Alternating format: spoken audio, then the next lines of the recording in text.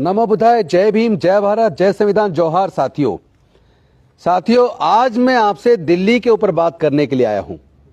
दिल्ली के अंदर एक सभा हुई जिसमें देश के प्रधानमंत्री जी ने कहा दिल्ली में आप डैश दा है, आपदा है। लेकिन मैं पूछना चाहता हूं, क्या वास्तव में दिल्ली में आपदा है?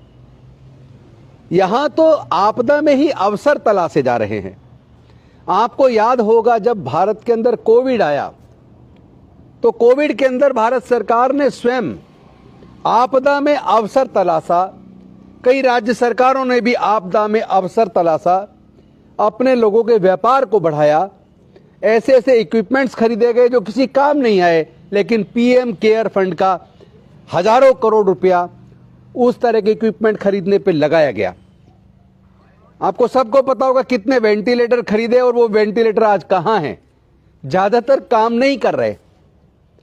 तो एक ने आपदा में अवसर तलाशा और दूसरे ने अवसर को आपदा में बदल दिया। अवसर था सरकार बनने के बाद दिल्ली में बहुत सारे काम कर दिखाने का, लेकिन अफसरशाही के साथ झगड़े में सब कुछ तबाह हो गया। आपको याद होगा जब दिल्ली के नगर निगम के चुनाव थे, उससे पहले तमाम झुग्गी बस्तियों में, गांव देहात के अंदर जगह जगह लोगों के पानी के बिल इकट्ठे हो गए थे लगभग 2 साल पहले। और अरविंद केजरीवाल जी ने लोगों से वायदा किया, आप हमें निगम में जिताओ, हम लोग एक स्कीम लेकर आएंगे और स्कीम लाकर हम आपके पानी के बिल को माफ करेंगे। और उसके बाद स्कीम बनने की भी बात हुई और जल बोर्ड में वो स्कीम अटकी रही। और आज फिर जब वो स्कीम तो नहीं लागू हो पाई, उस अवसर को इस्तेमाल करने के बाद अवसर को पूरी तरीके से आपदा में बदल दिया। ना सीवर की समस्या से निजात मिली, ना गंदे पानी से निजात मिली।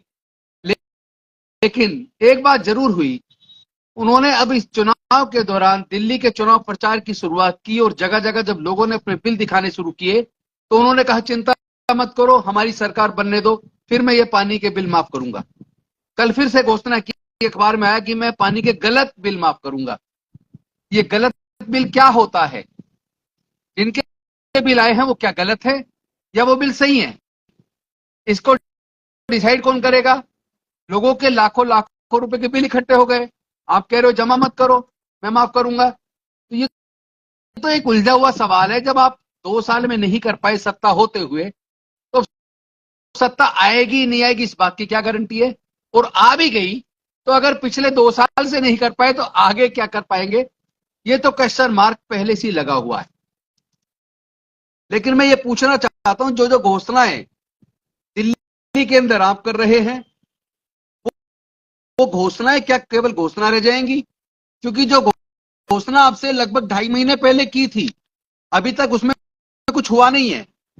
जो घोषणा आपसे 1.5 महीने पहले की थी, उस पर भी अभी तक कुछ नहीं हुआ है। डीएसएफ डीसी को जो पैसा देने की बात हुई थी, वो अभी तक दिया नहीं है। जय भीम मुख्यमंत्री प्रतिभा विकास योजना को दोबारा से लागू कर दिया गया, बोल दिया गया था, लेकिन अभी कुछ लागू नहीं हुआ है। तो फिर आपका भरोसा क्यों करें? दिल्ली के लोग की बात करते हैं, लेकिन मैं पूछना चाहता हूं, क्या आपके खुद के engineering college, law college, medical college में आम दलित, पिछड़े, गरीब, आदिवासी वर्ग के, माइनॉरिटीज के 99% लोग क्या इतना भारी भरकम पढ़ाई का खर्चा उठा सकते हैं क्या?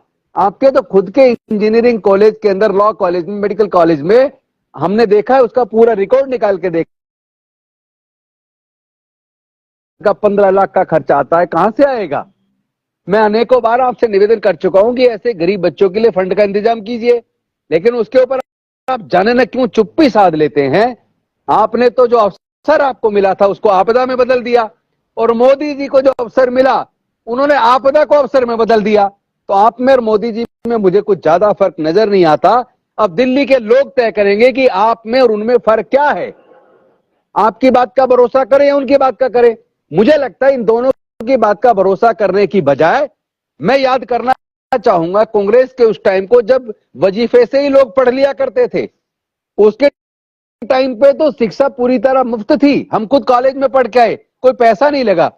लेकिन आज तो कॉलेज में पढ़ने के लिए बहुत पैसा चाहिए। यानी जब देश गरीब था तब देश में शिक्षा फ्री थी, लेकिन जब देश अमीर हो गया, 5 ट्रिलियन की इकोनॉमी होने जा रही है, तब देश में पढ़ाई इतनी महंगी हुई, लोगों की पढ़ाई छिन रही है।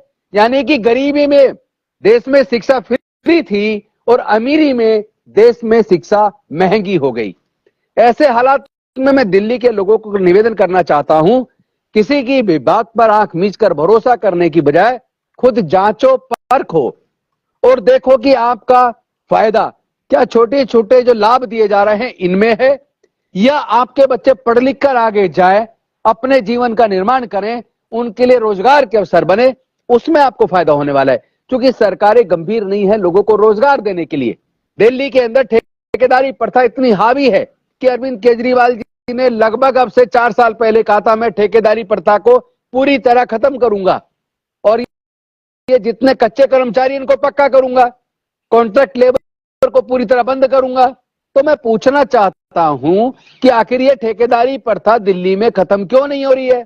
दिल्ली के तमाम अस्पतालों में, स्कूलों में, सोशल वेलफेयर डिपार्टमेंट के अनेकों जो हॉस्टल्स हैं, गर्ल्स हॉस्टल, बॉयज हॉस्टल, या जो होम है, चिल्ड्रन होम है, ओल्ड एज होम है, ऐसे जितने भी आपके संस्थान हैं, विमेन एंड चाइल्ड डेवलपमेंट के भी, सोशल वेलफेयर के भी, और तमाम हॉस्पिटलों के अंदर, ये स्कूलों के अंदर जितना भी स्टाफ नीचे है, सारा कॉन्ट्रैक्ट पे है, उनको उनका 40% पैसा ठेकेदार खा जाता है। उसके बाद भी आपको शर्म नहीं आती, आप ठेकेदारी प्रथा को खत्म करने के लिए कोई गंभीर अपना कदम बताएगा, आपने कोई एक भी गंभीर कदम उठाया हो?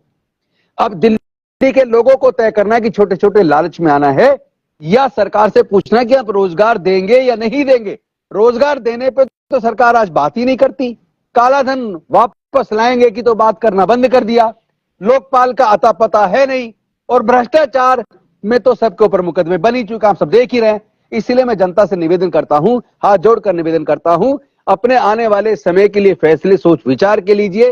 वो सरकार जिसको गाली दी जाती है कि 50 साल शासन रहा, क्या दिया, उनके कार्यकाल को भी स्टडी कीजिए, कितने पीएसयूज बनाए, कितनी बड़ी मात्रा में सरकारी नौकरियों के अवसर थे, और वो कौन सी सरकारें थी जिसने सरकारी नौकरियों के अवसर खत्म किए, जिसने ठेकेदारी प्रथा को बढ़ावा दिया।